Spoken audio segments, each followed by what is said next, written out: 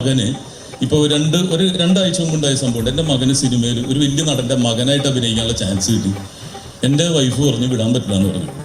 ഭയം മയക്കുമരുന്ന് തന്നെയാണ്. ഞാൻ പറഞ്ഞത് സിനിമ എന്ന് പറഞ്ഞിട്ടുണ്ടെങ്കിൽ ഞങ്ങളിവിടെ കച്ചവടം നടത്തുന്നതാർ എന്നോടൊപ്പം അഭിനയിച്ചപ്പോൾ അദ്ദേഹം ലഹരിക്ക് അടിമയാണ്. അദ്ദേഹത്തിൻ്റെ പല്ല് പൊടിഞ്ഞു തുടങ്ങിയിട്ട്. ഹായ്, നമസ്കാരം. എല്ലാവർക്കും നമ്മുടെ വീട്ടിലേക്ക് സ്വാഗതം കേട്ടോന്നേ. അപ്പോൾ ഇന്നത്തെ നമ്മുടെ ഒരു വീഡിയോ എന്ന് പറഞ്ഞാൽ, കഴിഞ്ഞ കുറേ ദിവസങ്ങളായിക്കൊണ്ട് നമ്മുടെ സോഷ്യൽ മീഡിയയിലെല്ലാം ഉണ്ട് നമ്മുടെ നടൻ സിനിമ നടനായിട്ടുള്ള ടിനി ടോമിൻ്റെ മോനാദത്തിൻ്റെ ആ ഒരു വിഷയം ഭയങ്കരമായിട്ട് അങ്ങ് ചർച്ച ചെയ്യുന്നുണ്ട് കേട്ടോ.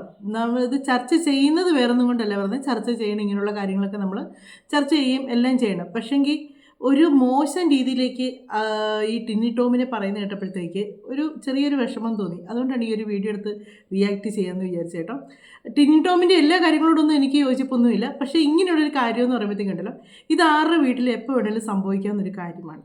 എനിക്കാണേലും നിങ്ങൾക്കാണേലും ആർക്കാണേലും നമ്മൾ മക്കളെ എത്ര നല്ലതായിട്ട് വളർത്തിക്കൊണ്ട് വന്നെന്ന് പറഞ്ഞാലും ഒരു നിമിഷം മതി അവർ കൈവിട്ട് പോകാനായിട്ട്. അവർ എത്ര നല്ല ഇതാന്ന് പറഞ്ഞാലും നമ്മുടെ ആ ഉപ്പും മുളകിനകത്ത് അഭിനയിക്കുന്ന ആ പയ്യൻ, അവരുടെ ഫാമിലി മോശമായിട്ടല്ല ആ കൊച്ച് ആ റോഡിൽ അങ്ങനെ മദ്യപിച്ച് ആ ഒരു സീനുണ്ടാക്കിയത്. നല്ല ഫാമിലിയാണ് അവർ. വെറുതെ അല്ലേ ഭാര്യയ്ക്കകത്ത് വന്ന അപ്പനെയും അമ്മയും എല്ലാം, അതിൻ്റെ പെങ്ങളാണേലും എല്ലാം നമുക്കറിയാവുന്നതാണ്. കൂട്ടുകെട്ടാണ്. കുഞ്ഞുങ്ങൾക്ക് ചില സമയത്ത് നമ്മൾ വീട്ടിൽ ഇരിക്കുന്നവർ പോലും അറിയില്ല കുഞ്ഞുങ്ങൾ ചില കൂട്ടിൽ ചെന്ന് പെടുന്നത്. നമ്മൾ പറയും നമ്മൾ നമ്മുടെ മക്കളെ നോക്കിയാൽ നല്ലതായിട്ട് വരും എന്ന് പറയും. അതൊക്കെ പണ്ടായിരുന്നു. ഇപ്പോഴങ്ങനെ അല്ല കേട്ടോ. കാര്യം എന്ന് വെച്ചാൽ എല്ലാ കുഞ്ഞുങ്ങളുടെ കയ്യിൽ ഫോണുണ്ട്. അവർക്ക് കൂട്ടുകൂടുന്നതും അവരാരൊക്കെയായിട്ട് നോക്കുന്നത്, നമുക്ക് 24 മണിക്കൂർ നമ്മൾ അവരുടെ കീഴേ ഇരുന്നവരെ. ഒരു കുഞ്ഞുങ്ങളാണെങ്കിൽ നമുക്ക് അവരെ എപ്പോഴും ശ്രദ്ധിച്ചുകൊണ്ടിരിക്കാം. ഒരു പ്രായം കഴിഞ്ഞാൽ പണ്ടുള്ളവർ പറയും നമ്മുടെ മക്കൾ താനെന്ന് വിളിക്കുന്ന അങ്ങനെ ഒരു ഇത് പറയത്തുണ്ടല്ലോ, തന്നോടൊപ്പം വളർന്നു കഴിഞ്ഞാൽ താനെന്ന് വിളിക്കും, അങ്ങനെ ഒരു പഴഞ്ചൊല്ലുണ്ടല്ലോ എന്ന് പറയുന്നത്. നമ്മൾക്ക് അവരൊരു പ്രായം കഴിഞ്ഞ് കഴിഞ്ഞാൽ ചിലപ്പോൾ നമ്മൾ പറയുന്ന പോലെ അവർക്ക് ഇഷ്ടപ്പെടണമെന്നില്ല. അവർക്ക് അവരുടേതായ ഒരു തീരുമാനം. അവരെപ്പോഴും പറയും നിങ്ങളൊക്കെ പഴഞ്ചനല്ലേ, പണ്ടുള്ളതില്ല, ഇപ്പം അങ്ങനെയല്ല, ഇപ്പോഴുള്ള തലമുറ അങ്ങനെയല്ല, ഇങ്ങനെയല്ല എന്നൊക്കെ. എന്നാലും നമ്മൾ അവരുടെ പുറകെ തന്നെ നടന്നിരിക്കും. പിന്നെ എന്നത് ചിലപ്പോൾ ദൈവാനുഗ്രഹം കൊണ്ടോ എന്തെങ്കിലുമൊക്കെ കൊണ്ടായിരിക്കാം നമുക്ക് അങ്ങനെയുള്ള പ്രശ്നങ്ങളില്ലാത്ത കുടുംബങ്ങൾ പോകുന്നത്. അത് നമ്മുടെ മിടുക്കോ കാര്യങ്ങളോ ഒന്നുമല്ല. ഒന്നെങ്കിൽ ആ കുഞ്ഞുങ്ങൾ നമ്മളെ ശരിക്കും മനസ്സിലാക്കുന്നുണ്ടായിരിക്കാം, അല്ലെങ്കിൽ ദൈവത്തോട് നമ്മൾ വിളിക്കുന്ന ആ ഒരു പ്രാർത്ഥനയുടെ ആയിരിക്കാം നമ്മുടെ കുഞ്ഞുങ്ങൾ നല്ലത്. ഇപ്പോൾ നമ്മൾ കണ്ടറിയാം, സ്കൂളിൽ പഠിക്കുന്ന കുഞ്ഞുങ്ങൾ മുതൽ ഒരു 8ാം ക്ലാസ് അല്ലെങ്കിൽ 7ാം ക്ലാസ് മുതൽ ആൺകുട്ടികളാണെങ്കിൽ അവർ സിഗരറ്റ് വലിക്കുക, അതുപോലെ കഞ്ചാവ്, മയക്കുമരുന്ന്, ഇങ്ങനെയുള്ള കാര്യങ്ങൾക്കൊക്കെ സ്കൂളുകളിലൊക്കെ ഇപ്പോൾ ഇഷ്ടം പോലെ ഇതൊക്കെ പിള്ളേർ എവിടെ നിന്ന് കിട്ടുന്നതെന്ന് അറിയുന്നില്ല. അങ്ങനെയുള്ള കാര്യങ്ങളൊക്കെ ചെയ്യുന്നുണ്ട്. ലഹരിയുടെ ഇതായിട്ടുള്ള ഒരുപാട് കാര്യങ്ങൾ നടക്കുന്നുണ്ട്. അതുപോലെ തന്നെ നമ്മുടെ രാത്രി ചായകുടി എന്ന് പറഞ്ഞൊരു പരിപാടിയുണ്ട്. അത് മിക്കയിടത്തും ഉണ്ട്. ഞങ്ങളുടെ നാട്ടിലില്ല, പക്ഷേ ഇച്ചിരി ഒരു ടൗൺ ഏരിയ ഉള്ളിടത്തെല്ലാം ഉണ്ട്. രാത്രി ചായ കുടിക്കുക, രാത്രി 12 മണിക്ക് എവിടെ പോയതാണെന്ന് വെച്ചാൽ പറയും രാത്രി ചായ കുടിക്കുക. അത് ഹോസ്റ്റലിൽ നിൽക്കുന്ന പിള്ളേരാണെങ്കിൽ പോലും അവിടെ പോകാറുണ്ട്. അങ്ങനെ ചായ കുടിക്കാൻ പോകാമെന്ന് പറയും. പക്ഷേ ആ ചായ കുടിക്കാൻ പോകുന്ന അവിടെ കുഞ്ഞുങ്ങൾക്ക് വേണ്ടതെല്ലാം കിട്ടുന്നുണ്ട്. നല്ല രീതിക്ക് നടത്തുന്നുണ്ടായിരിക്കാം. പക്ഷേ അവിടെ കൂടുതലും കുഞ്ഞുങ്ങൾ വരുന്നത് ഇങ്ങനെയുള്ള കാര്യങ്ങൾക്കൊക്കെയാണ് വരുന്നത്. നമ്മൾ അറിയത്തില്ല. മറ്റുള്ളവരോട് പറയുമ്പോൾ തന്നെ ചായ കുടിക്കാൻ പോകുന്നൊരു തെറ്റല്ലല്ലോ. ഈ ഇടയ്ക്ക് തന്നെ 2 പിള്ളേരെ പോലീസുകാർ പിടിച്ചു. എവിടെ പോകാമെന്ന് വെച്ചാൽ പറഞ്ഞു ചായ കുടിക്കാൻ പോകാമെന്ന് പറഞ്ഞു. അവർ പറഞ്ഞ് തിരിച്ച് പോകാൻ പറഞ്ഞു. ഭയങ്കര സീനാണ് അത് ഉണ്ടാക്കുന്നത്, കാണിച്ചു തന്നത്. ഭയങ്കര സീനാണ്. എന്നിട്ട് അതിന് ഒരുപാട് പേര് സപ്പോർട്ട് ചെയ്ത് വരുന്നുണ്ട് കമൻ്റായിട്ട്. പോലീസുകാരനാണ് തീരുമാനിക്കുന്നത് എപ്പോൾ ചായ കുടിക്കണമെന്ന്. ആ ചായ കുടിക്കാൻ പോകുന്ന രാത്രി 12 മണിക്ക് എന്നാ ചായ കുടിക്കാനായി പോകുന്നത്? നമ്മളുമൊക്കെ ഈ ലോകത്ത് തന്നെയല്ലേ വളർന്നു വന്നത്. നമ്മളൊക്കെ രാത്രി 12 മണിക്ക് നമ്മുടെ പെരയ്ക്കകത്തുനിന്ന് ഇറങ്ങി ചായ കുടിക്കാൻ പോകലായിരുന്നു പരിപാടി. നമുക്കൊക്കെ ഒരു ഇതുണ്ട്, രാവിലെ എണീക്കുമ്പോൾ ഒരു ചായ, 4 മണിക്കൊരു ചായ, അതൊക്കെ ആയിരിക്കും നമ്മുടെയൊക്കെ ഒരു ചിട്ടയെന്ന് പറയുന്നത്. ഈ കുഞ്ഞുങ്ങൾക്ക് രാത്രി മന്തി കഴിക്കാൻ പോവുക, ചായ കുടിക്കാൻ പോവുക, ഇങ്ങനെയുള്ള കാര്യങ്ങൾക്കാണ് കുഞ്ഞുങ്ങൾ പോകുന്നത്. ആരെങ്കിലും അവരോട് ചോദിച്ചപ്പോൾ ഞങ്ങൾ ചായ കുടിക്കാൻ പോയി. പക്ഷേ അവിടെ എന്നാ നടക്കുന്നതെന്നുള്ളത് നമ്മൾ പോലും അറിയാം. നമ്മുടെ കുഞ്ഞുങ്ങൾ ഓരോ ഇതിലേക്ക് ചെന്ന് വഴിതെറ്റി വീണ് പോവുകയാണ് ചെയ്യുന്നത്.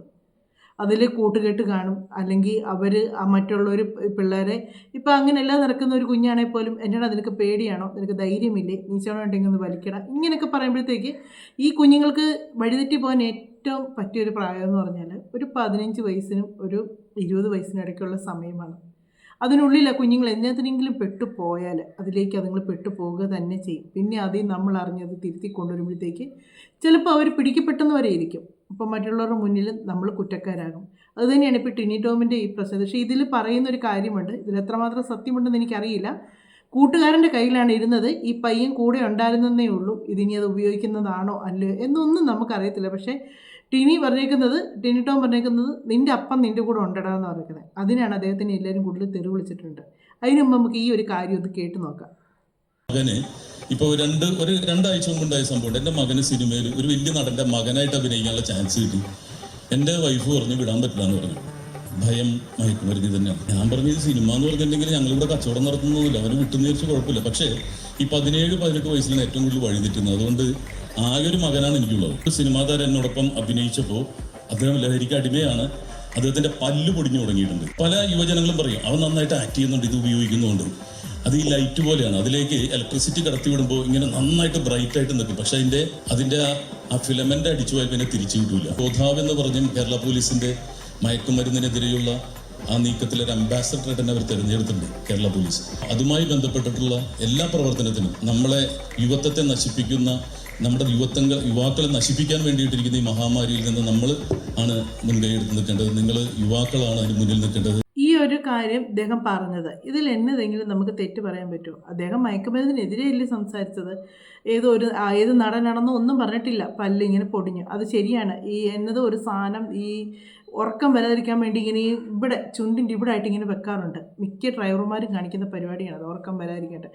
പക്ഷെ അത് കുറേ കഴിയുമ്പോഴത്തേക്ക് പല്ല് പൊടിഞ്ഞു തുടങ്ങും. അതെല്ലാവർക്കും അറിയാവുന്ന കാര്യങ്ങളാണ്. അങ്ങനെ എന്നതേലും ആയിരിക്കും അദ്ദേഹം ഉപയോഗിച്ചതുകൊണ്ടായിരിക്കും പല്ല് പൊടിഞ്ഞത്.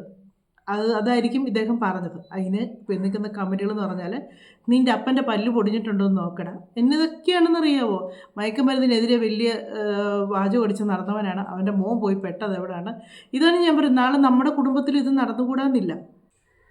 നമ്മൾ ആരും മിടുക്കരല്ല. നമ്മുടെ കുടുംബത്തിൽ നടന്നുകൂടാഴികയല്ല ഇത്. നമ്മൾ കുഞ്ഞുങ്ങളെ എത്ര ശ്രദ്ധിച്ചെന്ന് പറഞ്ഞാലും ഒരു നിമിഷം മതി കുഞ്ഞുങ്ങൾ വഴിതെറ്റിപ്പോകാനായിട്ട്. ഒരു നിമിഷം, ആ ഒരു നിമിഷം അത് വഴിതെറ്റിപ്പോയി നമ്മൾ ഒരുപക്ഷെ അറിയുന്ന പോലും ഉണ്ടായിരിക്കില്ല. നമ്മുടെ കുഞ്ഞുങ്ങൾ ചിലപ്പോൾ പുറത്ത് കാണിക്കുന്ന രീതി ആയിരിക്കില്ല വീട്ടിൽ കാണിക്കുന്നത്.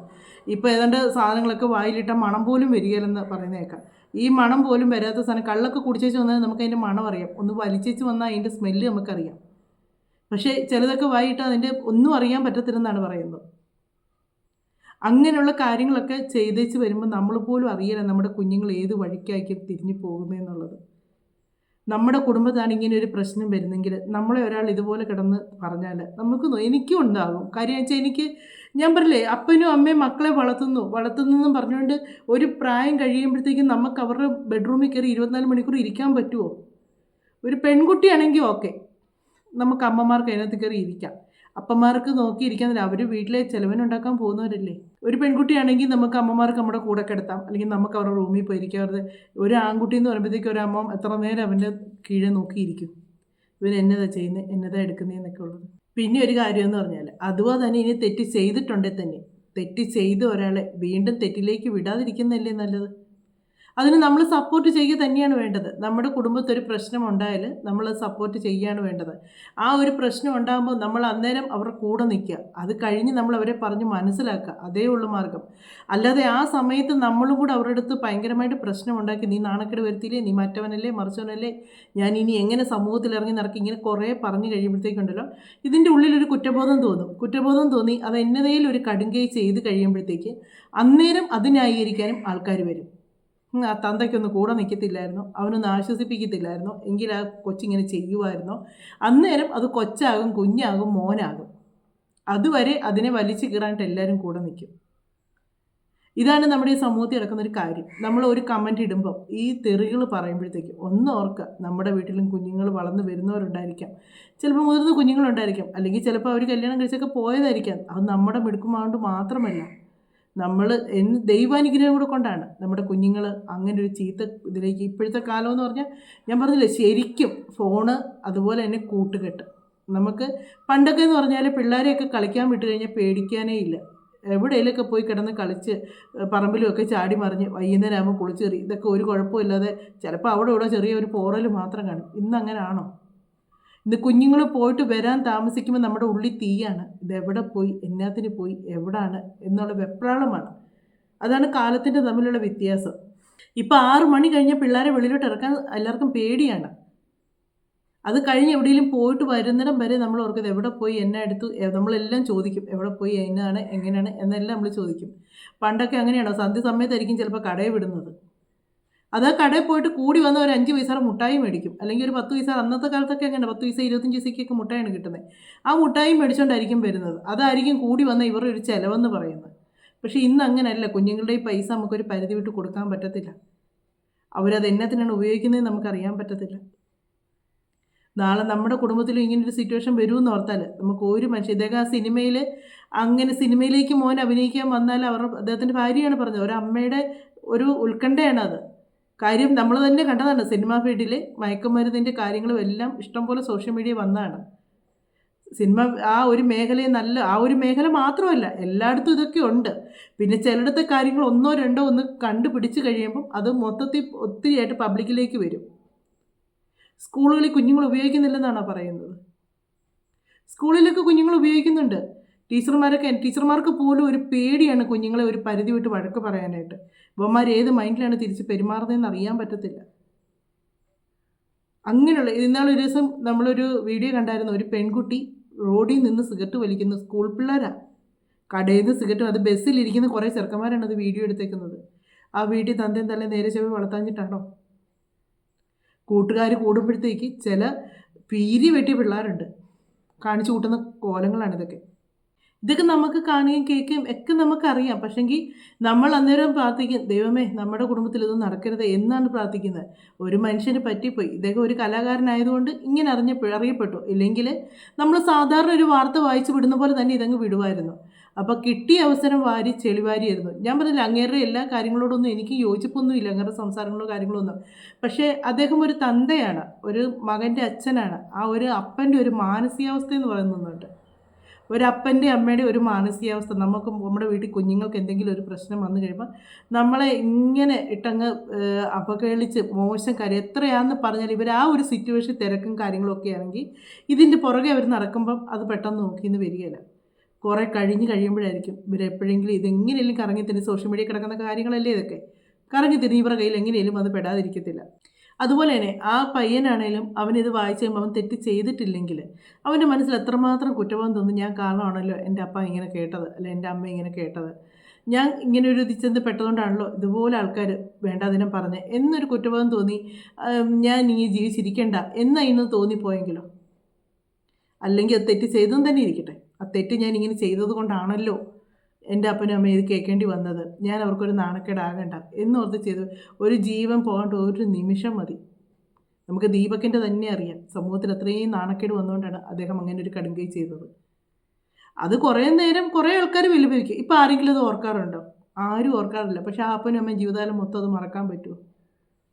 ഞാനൊരു ഉപദേശമോ അല്ലെങ്കിൽ ഇതായിട്ട് പറയുമല്ല കേട്ടോ. കാര്യം എന്നു വെച്ചാൽ ഏത് പ്രശ്നം വരുമ്പോഴും നമ്മൾ ഒരു നിമിഷം അവരുടെ സ്ഥാനത്ത് നമ്മളായിരുന്നെങ്കിൽ എന്നൊന്ന് ചിന്തിച്ച് നോക്കിയാൽ നമുക്ക് ഇങ്ങനത്തെയുള്ള തോന്നിവാസം കാണിക്കുന്നതാണെങ്കിൽ പറഞ്ഞു, വേണ്ടെന്ന് ഞാൻ പറയുന്നില്ല. ആ മനുഷ്യൻ അങ്ങനെ ഒരു ഇത് ചെയ്യുന്ന ആളല്ല, അതിനെതിരെ പ്രവർത്തിക്കുന്ന ഒരു മനുഷ്യനാണ്. മകൻ അങ്ങനെ ഒരു കാര്യം ചെയ്തെന്നും പറഞ്ഞുകൊണ്ട് അദ്ദേഹത്തിന് ഇത്രയും മോശമായിട്ട് സംസാരിക്കേണ്ട കാര്യമുണ്ടോ? ചിലപ്പോൾ ആരെങ്കിലും എന്നെ നെഗറ്റീവ് പറയാൻ വരുമായിരിക്കും, പറഞ്ഞാലും കുഴപ്പമില്ല. നമ്മളൊന്ന് ചിന്തിക്കാം, നമ്മുടെ കുഞ്ഞിനാണെങ്കിൽ, നമ്മുടെ കുടുംബത്തിലൊരു കുഞ്ഞിനാണ് വരുന്നെങ്കിൽ അതിനെ നമ്മൾ മാനസികമായിട്ടിട്ട് ബുദ്ധിമുട്ടിപ്പിച്ച് വേദനിപ്പിച്ചാൽ നമുക്ക് എത്രയാണെങ്കിലും നമുക്കത് ഒരു ബുദ്ധിമുട്ട്. നമ്മളവരുടെ കൂടെ നിൽക്കുക എന്നേ ഉള്ളതേ ഉള്ളൂ. അവർ വീണ്ടും അതിലേക്ക് പോകാൻ വിടാതിരിക്കുക, അവരുടെ കൂടെ നിൽക്കുക. തെറ്റ് ചെയ്താലും ചെയ്തില്ലേലും അവരുടെ കൂടെ നിന്ന് അവരെ സപ്പോർട്ട് ചെയ്യുക. അതാണ് നമുക്ക് ചെയ്യാൻ പറ്റുന്നത്. എന്നാണ് ഇത് 2-3 ദിവസം കൊണ്ട്, ഇത് ഇന്നലെ നടന്ന കാര്യമൊന്നുമല്ല, കുറച്ച് നാൾ മുന്നേ നടന്ന ഇങ്ങനെ വിഷയമാണ്. അത് ഇപ്പോഴാണ് ഒന്ന് സോഷ്യൽ മീഡിയയിൽ അങ്ങ് ഭയങ്കര ഒരു പ്രശ്നമായിട്ട് വന്നത്. അപ്പം എല്ലാത്തിനും കമൻറ്റ് ഇങ്ങനെ തന്നെയാണ് വരുന്നത്. ഈ ടിനി ടോമിനെ വെച്ച് അങ്ങ് ഭയങ്കര ട്രോളുക, ഈ ഒരു വീഡിയോ ഈ പറയുന്ന കാര്യങ്ങളൊക്കെ പതിച്ച് അങ്ങ് ട്രോളുക, അങ്ങനെ ഒരുപാട് കാര്യങ്ങൾ. നമ്മളൊരു മനുഷ്യൻ തെറ്റ് ചെയ്യുമ്പം ആ തെറ്റ് നമ്മൾ അവരിൽ നിന്ന് തിരുത്തി കൊണ്ടുവരാനാണ് നോക്കേണ്ടത്, വീണ്ടും അവരെ തെറ്റിലേക്ക് വിടാനല്ല നോക്കേണ്ടത്. ചിലർ പച്ച തെറി വിളിക്കുന്നവരുണ്ട്. എന്നാ സുഖമാണ് കിട്ടുന്നതെന്ന് എനിക്കറിയത്തില്ല കേട്ടോ. എനിക്കൊന്നും അവർ ചിലപ്പോൾ ഈ വീഡിയോ ഏതാണെന്ന് പോലും അറിയാതായിരിക്കും ഇങ്ങനെ തെറി തന്നെ ഇടുന്നത്. ഏതൊരു കാര്യം വരുമ്പോഴും ഒറ്റ നിമിഷം ചിന്തിച്ചാൽ മതി, ഇതെൻ്റെ കുടുംബത്താണ്, അല്ലെങ്കിൽ എൻ്റെ കുഞ്ഞിനാണ്, അല്ലെങ്കിൽ എൻ്റെ മകൾക്കാണ് ഇങ്ങനെ സംഭവിക്കുന്നെങ്കിൽ എന്നൊന്ന് ചിന്തിച്ചാൽ മതി. നമുക്കറിയാം ആ ഒരു സമയത്ത് നമ്മൾ ആ ചിന്തിക്കുമ്പം തന്നെ നമുക്ക് ശ്വാസം മുട്ടുന്ന പോലെ തോന്നും. എന്നാന്ന് വെച്ചാൽ ആ ഒരു സിറ്റുവേഷൻ നമുക്ക് വന്നാൽ നമ്മൾ എന്ത് ചെയ്യുമെന്ന് ഓർക്കുമ്പോൾ തന്നെ നമുക്കൊരു ശ്വാസമുട്ടൽ പോലെ തോന്നും. അപ്പോൾ ഒന്ന് ഓർത്ത് വയ്ക്കാതെ അനുഭവിക്കുന്ന അവസ്ഥ എത്ര മോശം അവസ്ഥയിലൂടെയാണ് അവരാ പോകുന്നതെന്നൊന്ന് ചിന്തിച്ച് നോക്ക്. ഞാൻ ന്യായീകരിക്കുമല്ല, ഇങ്ങനെയുള്ള കാര്യങ്ങൾ തെറ്റാണ്, അതെല്ലാം ശരിയാണ്. പക്ഷേങ്കിൽ വീട്ടിൽ ഇരിക്കുന്ന അപ്പനും അമ്മയും തെറി പറഞ്ഞിട്ട് എന്നാ പ്രയോജനം? ഒരു കുഞ്ഞു കൊച്ചാണത് കാണിച്ചെങ്കിൽ നമുക്ക് പറയാം. ഇത് ഇത്രയും മുതിർന്ന കുഞ്ഞുങ്ങളൊക്കെ കൂട്ടുകാർ കൂടി എന്തെങ്കിലുമൊക്കെ ഒരു ചെറിയ ഇതിൽ ചെന്ന് പെട്ട് കഴിഞ്ഞാൽ ചിലപ്പോൾ ആദ്യമായിട്ടായിരിക്കും ഇത് ചെന്ന് പെടുന്നത്. പക്ഷെങ്കിൽ മറ്റുള്ളവരത് പറഞ്ഞ് വർഷങ്ങൾ കൊണ്ട് ഇതാണ് പണിയും തന്നെ അങ്ങ് ആക്കി വെക്കും. നമ്മൾ ഒത്തിരി കമൻറ്റുകൾ കണ്ട് നിൻ്റെ അപ്പൻ്റെ പല്ല് പൊടിഞ്ഞിട്ടുണ്ടോ നോക്കടാ എന്നൊക്കെ പറഞ്ഞുകൊണ്ട് കൊടുത്തേക്കുന്നത്. അതെന്നു വെച്ചാൽ ഈ ഒരു കാര്യം അദ്ദേഹം പറഞ്ഞതിനാണ് അങ്ങനെ പറഞ്ഞത്. കാര്യം മകൻ കഞ്ചാവൂസി പിടിച്ചില്ലേ, അപ്പോൾ തന്ത ഇതിനെ ഉപയോഗിക്കുന്നു എന്നൊക്കെ പറഞ്ഞുകൊണ്ടാണ് ആ ഒരു കമൻറ്റ് നെഗറ്റീവ് പോലെ ഇട്ടേക്കുന്നത്. എന്നെ കണ്ടപ്പോൾ ഒന്ന് പ്രതികരിക്കണമെന്ന് തോന്നി. നമ്മൾ എത്രയാണേലും നല്ലതും ചീത്ത എല്ലാം ഉണ്ട് ഈ സോഷ്യൽ മീഡിയയിൽ. നല്ലതും ചീത്ത എല്ലാം ഉണ്ട്. ചിലതുണ്ട് നമ്മൾ എത്ര പറഞ്ഞു കൊടുത്താലും മൈൻഡ് ചെയ്യാതെ വരുമ്പോഴാണ് നമ്മൾ വീണ്ടും അതെടുത്തിട്ട് റിയാക്ട് ചെയ്യുന്നത്. അതിനെപ്പറ്റി നമ്മൾ അവരെ കുറ്റപ്പെടുത്തി തന്നെ പിന്നെ വീഡിയോ ഇടുന്നത്. പക്ഷേ വീണ്ടും നമ്മൾ അവരോട് വീണ്ടും ഇടുന്തോറും ഒരു വഷളായി പോകുമ്പോഴത്തേക്കും നമ്മളൊക്കെ പോകുന്ന വഴി അങ്ങ് പൊക്കോട്ടെ നോക്കും. നമ്മളിങ്ങനെ റിയാക്ട് ചെയ്തുകൊണ്ട് തന്നെ ഇരിക്കും. ഇത് ഒരു മനുഷ്യന് ആ കൊച്ചിനെ പറ്റി ഇതുവരെ ഇങ്ങനെയുള്ള കാര്യങ്ങളൊന്നും കേട്ടിട്ടില്ല. ഇതാദ്യമായിട്ടൊരിത് കേട്ടായിട്ടാണ് എൻ്റെ അറിവ്, ഞാൻ കേട്ടിട്ടില്ല ഇത് വന്നേക്കുന്നത്. അപ്പോൾ ആ ഒരു വിഷയത്തിൻ്റെ പേരിൽ ഇത്രയും ഒരാളെ അവഹേളിക്കുക, അവർക്കുമുണ്ടൊരു ഫാമിലി എന്നൊന്ന് ചിന്തിക്കുക. അതൊന്ന് റിയാക്ട് ചെയ്യണമെന്ന് അതുകൊണ്ട് ഓർത്തെന്നല്ല തോന്നി ഇങ്ങനൊരു കാര്യം. ഞാൻ പറഞ്ഞില്ല, ഏതൊരു പ്രശ്നം വരുമ്പോഴും ഞാൻ പെട്ടെന്ന് എൻ്റെ മക്കളെ അല്ലെങ്കിൽ എൻ്റെ വീടും ഞാൻ ചിന്തിക്കും. ഞാനാണ് ഒരു സിറ്റുവേഷൻ എന്നാ ചെയ്യുമെന്നിങ്ങനെ പെട്ടെന്ന് ചിന്തിച്ചു പോകും. അതുകൊണ്ടാണ് ഈ ഒരു വീഡിയോ പ്രതികരിക്കണമെന്ന് തോന്നി. നിങ്ങൾക്ക് നിങ്ങളുടെ അഭിപ്രായങ്ങൾ പറയാം. സബ്സ്ക്രൈബ് ചെയ്യാതെ കാണുന്നവർ സബ്സ്ക്രൈബ് ചെയ്യുക, ലൈക്ക് ചെയ്യുക, കമൻറ്റ് ചെയ്യുക. മറ്റൊരു വീഡിയോയിലൂടെ മറ്റു കാര്യങ്ങളൊക്കെ ആയിട്ട് നമുക്ക് കാണാം.